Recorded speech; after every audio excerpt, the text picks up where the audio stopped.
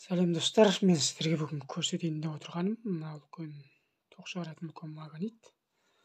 Осы магниттің артындағы мына пачник туралы.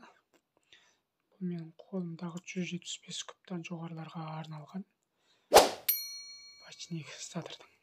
Әдетте 125-150-тердікі ұшақ пачникпен орнайды.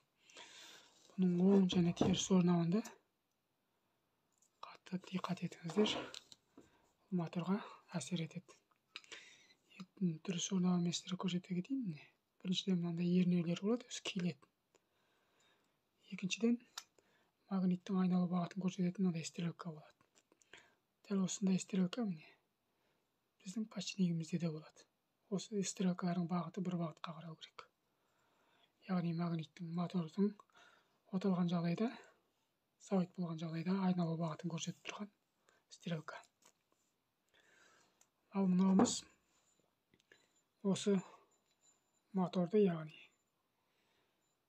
статордың көмегімен моторды айналдырып тұратын шештернамыз. Статор қосылған кезде моторды айналдырады алдағы. Мотор оталған кезде, яғни завод болған кезде мотор айналады да шештернамыз жаңағы пачниктің арқасында қозғалыссыз тұра береді. Бұл теріс жазылған жағдайда біріншіден моторымыз ауырлайды. Әуелі мотор айналмай қалуы да мүмкін.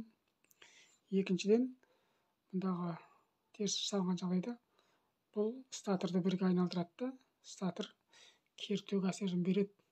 Сондықтан біздің свечімізға төк шықпай қалады.